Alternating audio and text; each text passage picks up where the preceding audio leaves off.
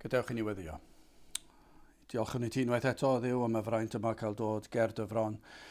Diolch am bob un cyfle, diolch am dy ddydd, ac yn gofyn ti'n helpu ni i gadw dy ddydd ac i geisio dy wyneb, ac yn gofyn o Dduw i ti drigarhau wrthym, i ymweld â ni fel dy bobl, y bydde ti'n ymweld â ni yn ein cartrefi, y bydde ti'n ymweld â ni fel gwlad a gwledydd y byd, y bydde ti yn tywallt ysbryd, y bydde ti'n gorchymyn y gair hwnnw, y bydd goleini yng nghalonnau tywyll y neidiau pobl. O Dduw, tyrd gweithio, bendithia ni, bydd yn bresennol gyda ni yn ystod yr oedfa hon, y bydd enw di yn cael ei ddyrchafu. I ni cyflwyno hyn oll felly ger dy fron, ac yn gofyn y cyfan trwy enw ac heiddiant ein harglwydd Iesu Grist. Amen. Chydig o gyhoeddiadau cyn darllen o air Duw. Eich atgoffa am yr ddarpariaeth sydd ar y we. Wrth gwrs, bob Sul am hanner adi 3 ein hoedfa bregethu yma Nghapel y Rhath, ac hefyd ar ddydd Mercher fe fydd egluro'r efengyl yn cael ei ddarlledu am 6. Hefyd, i ni yn recordio myfyrdodau byr am emynau Cymraeg, ac felly fe fydd rheini fel arfer yn cael ei gosod ar ein gwefan ar ddechrau'r wythnos, dydd Llun falle dydd Mawrth. Felly croeso i chi i wylio rheini. Wel, gadewch ni droi at air Duw, Eseia, pennod 53. Pwy a gredodd i'n hymadrodd ac i bwy a datguddiwyd braich yr arglwydd. Cynnes fe a dif o'i flaen fel blaguryn ac fel gwreiddyn o dir sych, nid oes na ffryd na thegwch iddo. Pan edrychom arno ni bydd pryd fel y dymunem Dirmygedig yw, a diystyraf o'r gwir, gŵr gofidus a chynefin a dolir, ac yr oedd y megis yn cuddio ein hwynebau oddi wrtho, y dirmygedig oedd ac ni wnaethom gyfrif ohono. Diau fe a gymerth ein gwendid ni, ac a ddig ein doluriau, eto ni a'i cyfrifiasom wedi ei feiddi, ei daro gan Dduw a'i gystuddio, ond fe archollwyd am ein cymweddau ni. Fe addrylliwyd am ein hanwireddau ni. Cosbedigaeth ein heddwch ni oedd arno a thrwy ei gleisiau yr iachawyd ni.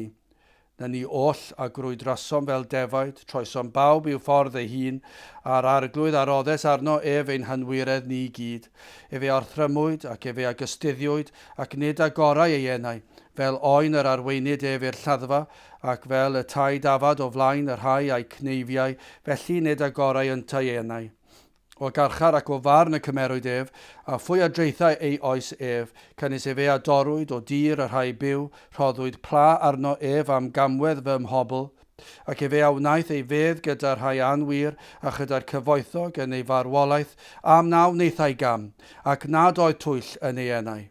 Eithir yr arglwydd a fynnau ei ddryllio fe a'i clwyfodd, pan osodo fe ei enaid yn aber dros bechod, fe a wel ei had, ac a estyn ei ddyddiau, ac wyllus yr arglwydd a lwydda yn ei law O lafur ei enaid y gwel, ac y diwellir fy ngwas cyfiawn a gyfiawnhau lawer trwy wybodaeth.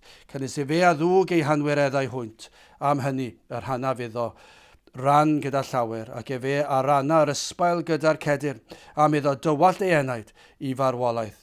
Ac fe a gyfrifwyd gyda'r troseddwyr, ac fe a ddig bechodau llaweroedd, ac ei reolodd dros y troseddwyr. Bydde bendith Duw ar ei air sanctaidd Nawr, gadewch i ni edrych ar rhai o'r adnodau hynny. Y testyn heddi yw Eseia 53 ac adnod 10 ac 11, eithir yr arglwydd a fyna i ddryllio ac a'i clwyfodd, pan osodo fe enaid yn aber dros bechod, fe a wel ei had, fe a estyn ei ddyddiau, ac wyllus yr arglwydd a lwydda yn ei law O lafur ei enaid y gwel, ac y diwellir fy ngwas cyfiawn, a gyfiawnhau lawer trwy wybodaeth, canis fe a ddwg ei hanwireddau hwynt. Wrth gwrs, mae'r benod yma ni'n enwog iawn. Mae llawer yn gyfarwydd ar benod hon. Ond cyn i mi ddechrau trwy edrych ar yr adnodau hynny, dwi am gyfeirio nôl at yr adnod gyntaf. Fel rhyw fath o gyflwyniad ac eto, dwi ddim yn gyflwyniad i'r holl neges, ond pwy sydd yn gallu osgoi darllen yr adnod gyntaf yna. unwaith eto, pwy a gredodd un hymadrodd ac i bwy a datguddiwyd braich yr arglwydd. Yn sicr mae yna le i ofyn yn does, pwy a gredodd un hymadrodd. Mae hyn mor berthnasol, mae wedi bod yn berthnasol erioed. Yn sydd Eseia yng nganu'r geiriau y tro cyntaf. Ac yn sicr, petawn ni'n edrych yn ôl, dim ond ychydig o fisoedd yn ôl, mi fydden ni'n dweud pwy a gredodd un hymadrodd, pwy sy'n credu'r Efengyl, pwy sydd yn ystyried y ffeithiau yma, ac mi fydden ni wedi cydnabod ac yn galaru am gyflwr caled anghrediniol y wlad. Dros degawdau, wrth gwrs, ni'n gallu llawenhau am gyfnodau fel 1859 ac 1914 ac yna hefyd yn gallu diolch am yr ymweliad y fendyddiad ar ein gwlad efallai yn y 50au pan dath nifer i gredu. Ond ers hynny, beth sydd wedi digwydd ers hynny? Pwy a gredodd yr Efengyl? Pwy sydd wedi credu'r ymadrodd? I ddweud y gwir, i ni gaffod cydnabod preneb yn ein gwlad ni. Mae'r hen galedwch, y 60au, dyna chi gyfnod erchyll. Y 60au wedi cyflwyno pob math o bechodau a bydolrwydd ac anfoesoldeb. Ac wedi dylanwadu yn aruthrol, bron iawn ar bob agwedd o gymdeithas ac yn ar 70au. Yr 80au ac nawr, chi'n meddwl ar y 90au ac yna ers y flwyddyn 2000, ni'n edrych nôl jyst dros y blynyddoedd hynny. Ers y flwyddyn 2000, mae cymdeithas fel petai wedi mynd ar chwal. Mae'r deddfau sydd yn cael ei dyfeisio, mae y bron iawn, yn llwyr yn codi dwrn fyny at Dduw. Ac felly ni'n gallu dweud pwy sydd yn credu'n hymadrodd ni? Pwy yw'r bobl sydd yn fodlon ystyried? Does dim hyd yn oed ystyriaeth bellach o air Duw. Ac o fewn yr eglwys, mae troi cefn llwyr wedi bod ar bwer gair Duw ac wrth bwyso ar air Duw ar bob agwedd o fywyd. Mae bron iawn wedi dod yn mater o farn ar bob un adnod, a does dim ots beth i chi'n credu mwyach, a does dim ots sut i chi'n byw, cyn bellai bod chi'n rhyw fath o broffes cyfleus. Dyna'r cyflwr, dyna'r sefyllfa i ni ynddi heddi. Mi roedden ni'n galaru 3 mis yn ôl am galedwch y byd. Bod byd sy'n llawn materoliaeth a phleser. O nawr, yr hyn bydde un yn ei ddisgwyl. O leiaf, byddech chi yn meddwl bod na siawns falle bydde rhai yn dechrau gofyn ac dechrau ystyried ac yn dechrau meddwl oes na elfen o wirionedd yn yr hyn y mae Cristnogion yn ei gyhoeddi. Oes na elfen o wirionedd yn ngair Duw, yn yr Efengyl. Byddech chi'n meddwl falle bydd yna rai efallai yn dechrau gofyn. Rhai arweinwyr efallai yn dechrau holi, yn dechrau meddwl. Mae rhaid i ni chwilio am yr ateb. Mae rhaid i ni ystyried. Ydyn ni wedi gwneud rhywbeth? Ond does dim nag oes. Does dim i bob ymddangosiad i ni'n gweddio bod yn digwydd yn y cylonau. Yn gydd yng nghalonau pobl. Bod yna rai falle. Pwy a gredodd un hymadrodd ni? Ond onid oes yna deimlad, mae fel petai dyn wedi camu'n bellach i'r tywyllwch. Mae'n edrych fel petai dyn wedi mynd yn galetach tuag at yr Efengyl. Ond yr hyn sydd yn hyfryd pan ni'n ystyried gair Duw. Mi roeddwn unwaith eto yn gwrando ar neges gan Dr Martin Lloyd-Jones ac yn cyfeirio at y greadigaeth a'r tywyllwch a'r di-drefn oedd cyn y greadigaeth ac yna i Dduw i ddweud y gair, i orchymyn, bydded goleuni ac fe ddath goleuni. Ac yn yr un maes i ni'n sôn am achubiaeth enaid. Mae'r fath anrhefn, mae'r fath dywyllwch yng nghalon dyn. Ond dyma beth, mae rhaid cael y wyrth fel yn y greadigaeth, fel dath y byd i fydolaeth. Ac felly pan mae enaid yn dod o dywyllwch i oleuni, yr un yw'r broses, y mae rhaid i'r arglwydd i roed gorchymyn. Ac dyna beth sy'n rhaid i ni weddio. O, Dduw, dwed y gair, dwed rho'r gorchymyn.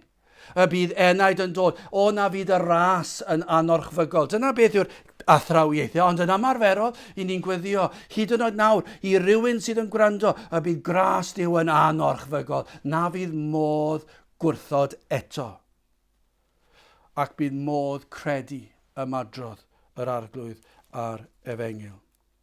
Wel, Gadewch ni edrych yn gyntaf ar gariad y tad. Ac yna dioddef y mab. Ac yna'n olaf gwaith yr ysbryd glân. Y drindod wrthi. Wel, cariad y tad. Mae'r hyn y mae'r byd yn ei feddwl am farwolaeth Iesu Grist. Mae dyn yn cael ei ladd gan ei olynion yw e. Petai chi yn cael rhyw gyfle i wneud holiadur ac yn mynd o amgylch ac yn gofyn i bobl am farwolaeth Iesu Grist, mi fydden nhw siŵr o fod yn edrych yn y Beibl efallai ac yn ei llyfrau hanes, ac mi fydden nhw'n dweud, wel, dyma'r dystiolaeth fe wnaeth dyn i bobl ei hun ar ei ddewon. Fe wnaeth yr Rufeiniaid, fe wnaeth rhain ei ladd, ei groeshoelio fe. Ac wrth gwrs, mae hynny yn wir. Does dim ffoi o hynny. Mae e'n sicr. Ac yn sicr, yr oedd yr Iesu'n ddyn da. Maen nhw'n iawn felly. Dyn da yn cael ei ladd gan ei olynion. Mae hynny'n wir. Ac yn sicr, croeshoeliwyd ef gan ei olynion a fyddai yn atebol am hynny. Yr oedd y digwyddiadau oedd yn arwain at y groes yn pwyntio at hyn hefyd. Mi roedd na brawf bod na wrthodiad gan ddyn o'r cychwyn o'i enedigedd. Yr oedd arweinwyr y wlad, yr oedd Herod wrthi am ei waed e, yn ffyrnig am ei waed e. Roedden nhw eisiau cael gwared o Iesu Grist pan gafodd ei eni hyd yn oed. Ac mae hwnna'n dangos i chi, mae dyn yn cysau un da. Ac yna wrth i'r Iesu dyfu, ac iddo fe ddechrau weinidogaeth, i ni'n darllen yn gyson, yn dydyn ni. Dynion yn cysau yr Iesu, ei elynion ar ei ole drwy'r amser yn ei feirniadu fe. Ac yna wrth i'r gweithredoedd gwirthiol ddechrau, ac wrth iddo fe ddangos cariad yn ei weinidogaeth a trigaredd, ac roedd hyn yn corddi'r Phariseiaid a'r ysgrifenyddion. Doedden nhw ddim yn licio yr hyn o'n nhw'n ei weld yna, hyd yn oed pan oedd yn gwneud pethau mor anhygol o drigarog a chariadus. Yr oedd yn dangos y rheini i fyny am yr hyn yr oedden nhw. Ac felly roedden nhw'n ei gesau oherwydd hynny. Ac yna, i ni'n gwybod wrth yr Iesu agosau at Jerusalem. Yr oedd yr Iesu'n gwybod yr hyn oedd o'i flaen trwy'r amser yn gwybod yr hyn oedd o'i flaen byddai'n dioddef o law Peilat. Fe ddedfrydwyd ef i farwolaeth, ymdrinwyd ef fel drwy gweithredwr. Mae'n anhygol yn diwedd. Croeshoeliwyd Iesu Grist yn y canol, rhwng dau leidr, fel petai'r Iesu y gweithaf o'r tri. Dyna erchill. Cael ei osod fyna ymhlith drwy gweithredwyr, lleidr, lladron, llofruddion hyd yn oed. Ond yna i chi erchill oedd y cyfan. Ac yr oedd y bobl a wnaeth hyn. Yn atebol, ni'n gwybod hynny, fe gawson nhw eu cosbi. Cawsant eu heiddiant am ladd mab Duw.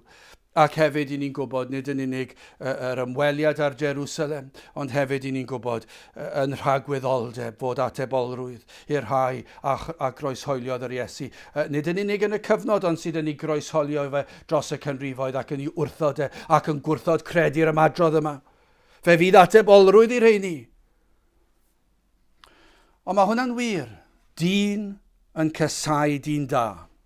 Yr anghyfiawn yn lladd y cyfiawn. Ni'n gwybod hwnna gyd yn wir. Mae'r ddogfen hanesyddol yno i bawb i weld. Ni'n gwybod hynny, ond fan hyn, mae yna ddirgelwch yn does.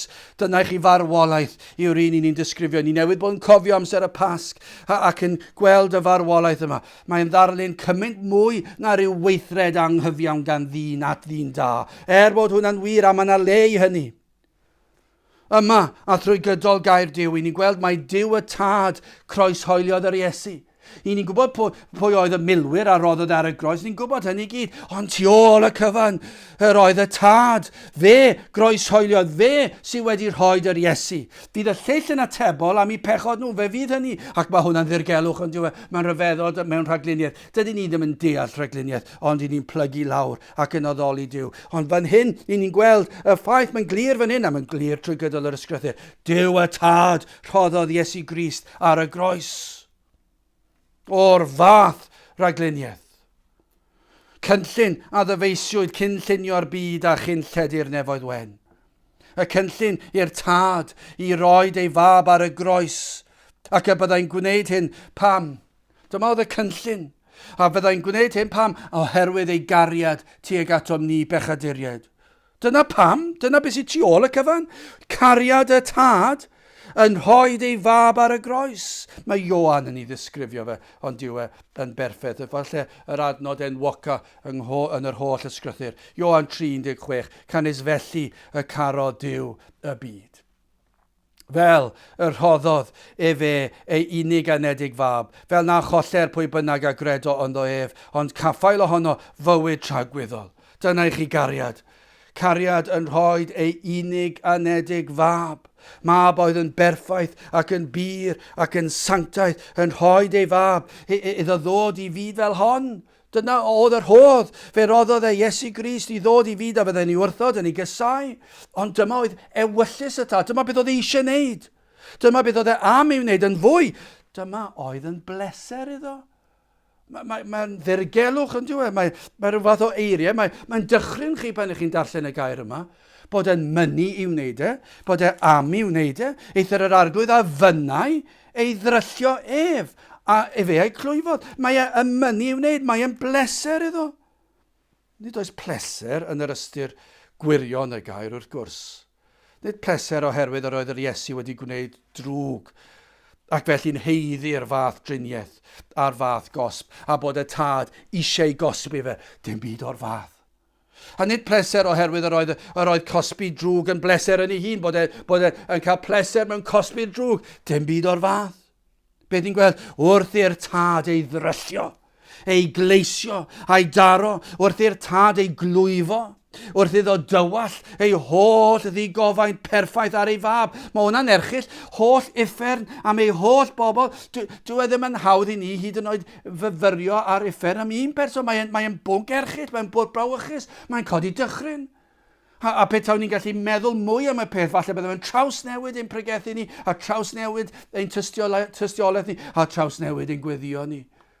O na fydden ni'n gallu gweld mymryn o beth oedd e i un person cael ei gosbi. Ond dim dyna beth nath y tad nid. Fe nath e dywall, fe nath e taro'i fab gyda'r fath erchylltra, a'r fath bwer, holl alluog y tad yn cosbi ei fab Iesu Grist ac yn rhoi hyn sydd yn gyfwerth i uffen am ei holl bobl yn cael ei dywall ar Grist.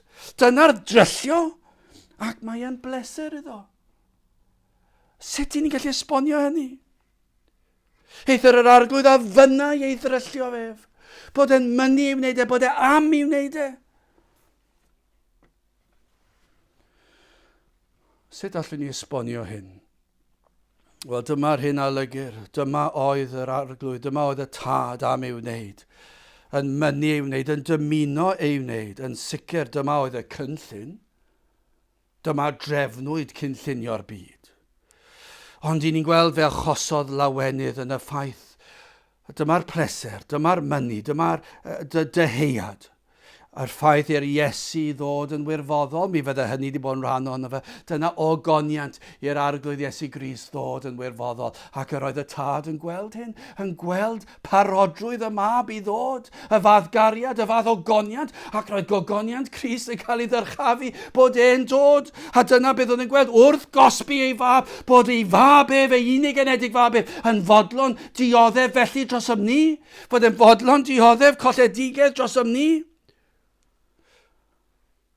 Ond hefyd, yn y melltithio, yn y cleisio, yn y taro, fe ddangosodd y tad ei drigaredd a'i gyfiawnder. Fe ddangosodd ei ogoniant yn datgelu ffordd iachawdwriaeth. O, dyma'r pleser yn hyn yr oedd yn cyhoeddi'r byd, fy nhrigaredd ac fy nghyfiawnder. Dyma ffordd iachawdwriaeth, dyma ffordd i'r nefoedd yn cael ei hagor i fyny. Dyma'r unig ffordd dwi'n gallu darparu. Dyma'r unig ffordd gellir darparu maddeuant pechodau a bywyd tragwyddol. Dyma'r unig ffordd mae trigaredd y cyfiawnder yn gallu dod at ei gilydd. Mae yn benbledd ond yw e. Sut gall Duw fod yn gyfiawn ac yn gariadus a thrigareg. Ond dyma beth gafodd ei gynllunio cyn i'r byd cael ei lunio. Fe nath y drindod dod ynghyd ac fe cynlluniwyd ffordd. A dyma'r pleser fod y weithred, fod y ffordd yma yn dod yn fyw, bod e fyna o'i blaenau nhw ac bod e'n darparu ffordd i ni. Ffordd y gall pechaduriaid cael ei hachub. Ac felly mae yna lawenydd trwy'r felltith, yr achubur ei bobl. Canis felly y caro Duw y byd, fel yr rhoddodd fe ei unig anedig fa, fel na choller pwy bynnag a gredo ynddo ef ond caffael ohono fywyd tragwyddol. Dyna'r ffordd. Dyna beth oedd y tad yn ei weld. Dyna oedd y pleser. Mae'r boen yn erchill, a mae'r dryllio'n erchill, ond mae yna rhyw ddirgelwch yma. Dyma oedd y am i wneud, ac wrth wneud hynny mae'n dod â llawenydd i'r tad, ei fod ef a'i fath Cariad wedi rhoi ei fab ar y groes. Dyma Cariad fel y moroedd. Mae gadewch i ni symud ymlaen, dioddef y mab.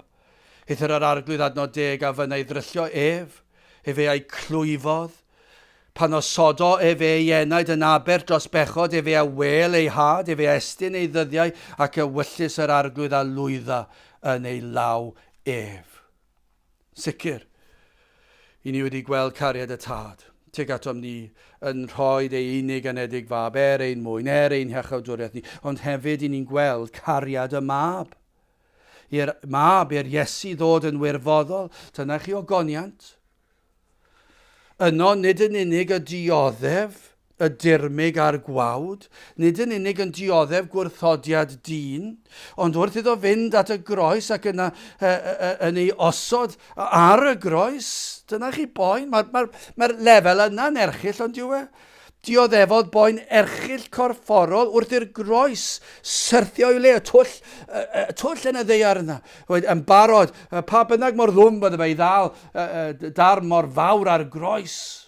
Ac yna dal pwysau i'r Iesu dyn ar y groes. Ac yna wrth i'r dynion godi'r groes ac yna yn ddalen i le. Ac wrth nhw adael iddo fynd a syrthio mewn i'r twll. Fe nath bob un asgwrn dadgymalu. Mae dadgymalu bys bach yn brifo. Ysgwydd yn erchill. Ond dychmygwch chi'r holl gordd. Yr fath boen. A'r groes yn syrthio i le. A'r esgyn. Yr oedd y boen o'r hoelion yn y dwylo yn ddigon erchill. Ac yn y traed, a'r goron ar ei bren, ond yna y groes yn syrthio i'w le, a'r fath boen yr erchyllta. Ond wrth gwrs, mae yna llawer wedi cael ei croeshoelio yn hanes y byd. Ac felly ar lefel ddynol, fe nath e ddioddef, ond mae eraill wedi, ond wrth gwrs allwch chi ychwanegu at dioddefaint cnawdol, dynol Iesu Grist, yr oedd Iesu Grist yn gwybod yn union yr hyn oedd o'i flaen e hefyd. Ac fe ddath i'r pwrpas o fynd i'r groes. Tybiwn ni fod hwnna'n ei ddyrchafu fe hyd yn oed fwy i'ch benna dioddefant dynion, ond wrth gwrs mae dynion wedi mynd ac wedi cael eu croeshoelio, ond peidiwch byth anghofio'r elfen corfforol, yr elfen ddynol, mi roedd yn erchill, ac fe nath hyn yn wirfoddol ei mwyn ni. Dewisodd llwybr yma, fe ildiodd ond mae yna fwy na hyn wrth gwrs. Y boen a ddioddefodd, y tad yn ei gosbi ef yn ein lle ni. Mae Spurgeon yn disgrifio Merthyron, cael ei croeshoelio neu'n cael ei llosgi. Ac bod yna lawer, bod yna dystiolaeth hanesyddol i Ferthyron wrth iddynt cael ei llosgi. Iddynt fynd yn wirfoddol i'r gosb, i cael ei clymu.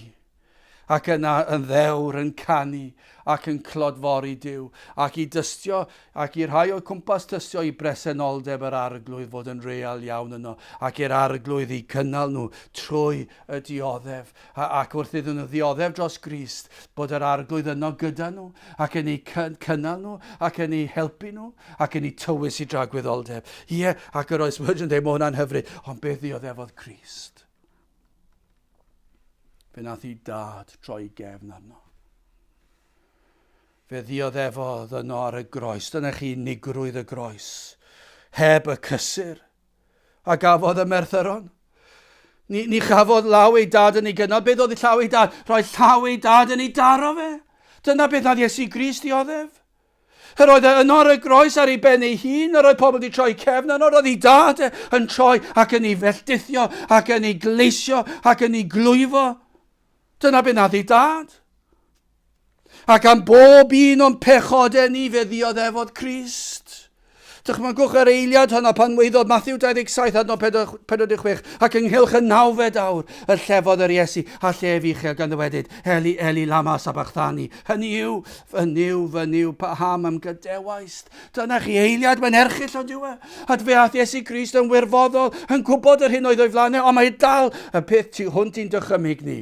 Yno, yn unig ar y groes, pan ath y tywyllwch yna, a fe ddath y lle yn erchill ar un drwg, a'r holl gosb, a'r tad yn ei ddryllio fe. Dyna chi eiliad. Ond dyna chi gariad gan y mab.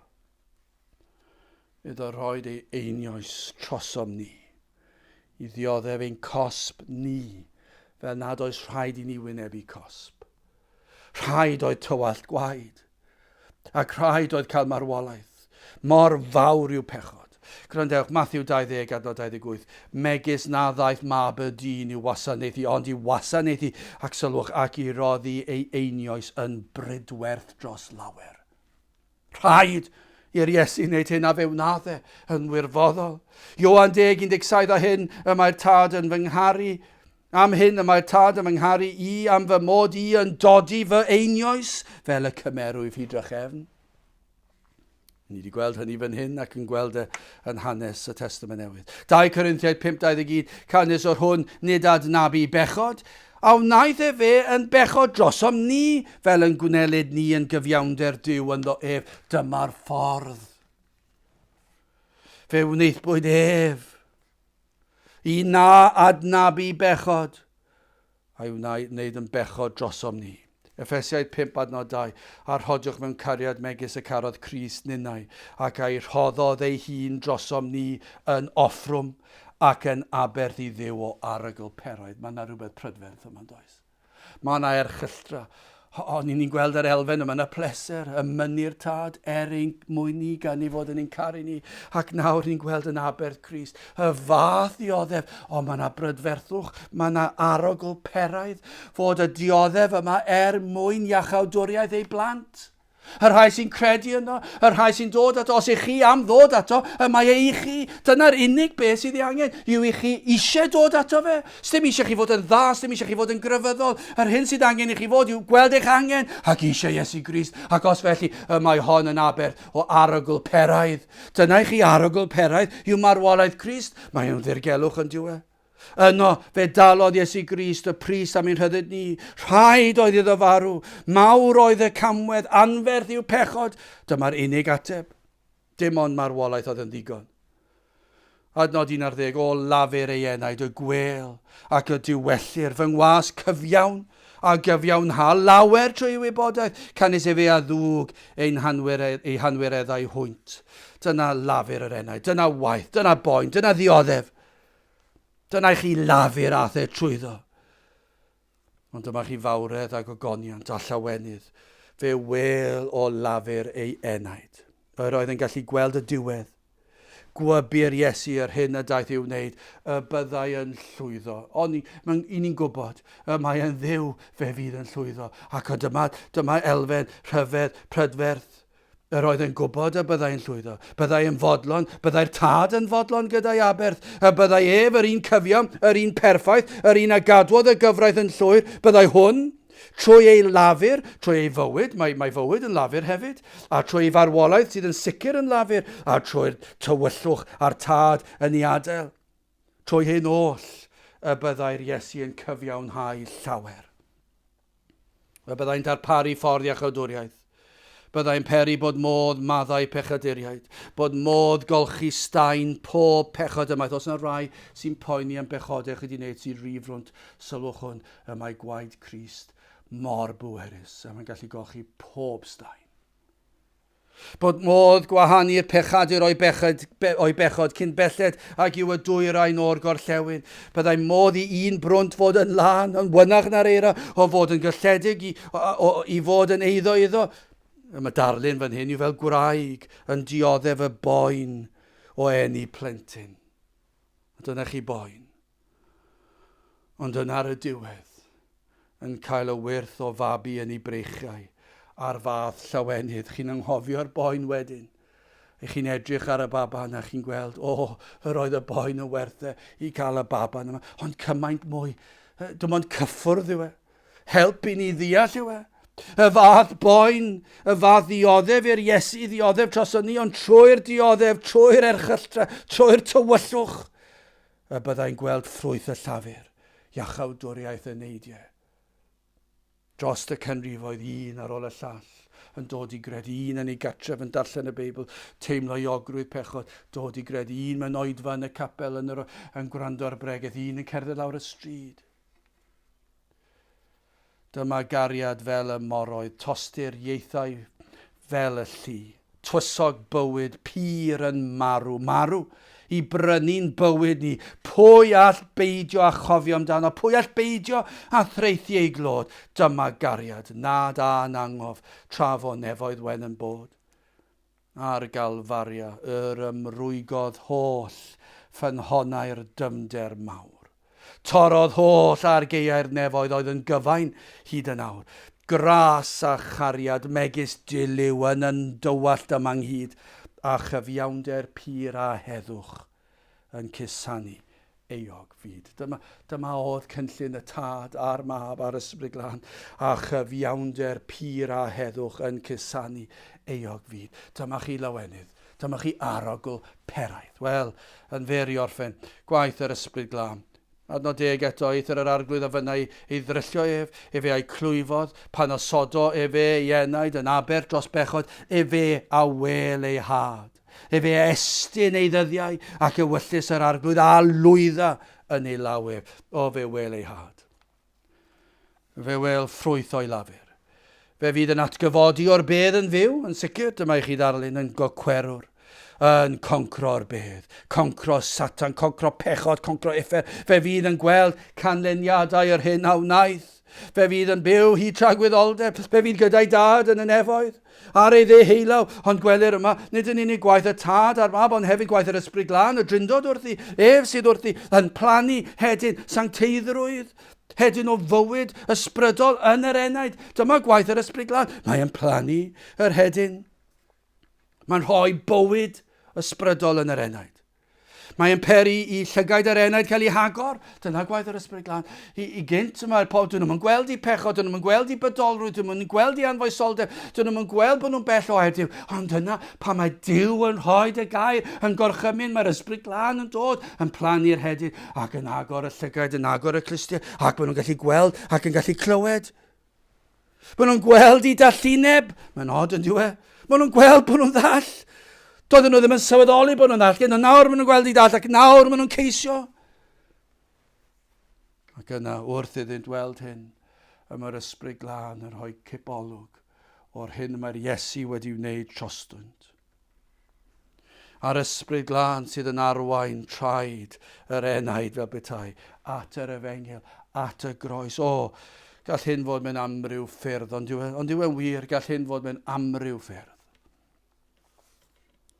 Mae rhagluniaethau Duw yn anhygoel, ac mae gwrando tystiolaethau pobl ar y modd mae Duw yn arwain eneidiau at y groes trwy rhagluniaethau bywyd. Dyma chi rhagluniaeth yn un i wynebu nawr, ac efallai bod yna rhai yn yr rhagluniaeth fawr yma yn cael eiliad i wrando trwy'r we a'r bregaeth, ac o'r diwedd maen nhw'n clywed dyma'r ateb i faich fe enaid, dyma'r ateb i bryderon tragwyddoldeb, dyma ateb i ofnau'r bedd, dyma ateb yn ofni'r anadl olaf, dyma beth dwi wedi bod yn chwilio amdano, dwi'n mynd i weld o, dwi'n mynd i glywed yn o'r diwedd, rhywsut trwy rhagluniaethau, gwirthiol yr arglwydd, dwi yma'n gwrando ar yr oedfa hon. Ond mae eraill yn gallu tystio bod nhw wedi dod ar draws un, efallai rhai nawr yn gweithio.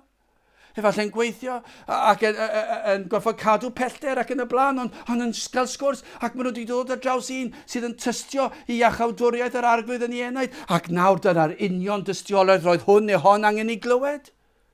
Efallai'n cerdded ar hyd y stryd, efallai'n mynd am yr ymarfer corff yma, ac maen nhw'n gwrando ar ryw sgwrs ac yn stopio dros y lôn ac yn cael sgwrs efallai, ac nawr mae hwnna'n ddigon i argyhoeddi'r enaid o'i bechod, ac mae hwnna'n un o'r dulliau. Mae llawer dros y blynyddoedd yn gallu dweud wedi pigo rhyw lyfryn bach lan, wedi gweld bywyd rhyw Gristion sydd wedi argyhoeddi nhw o'i pechod.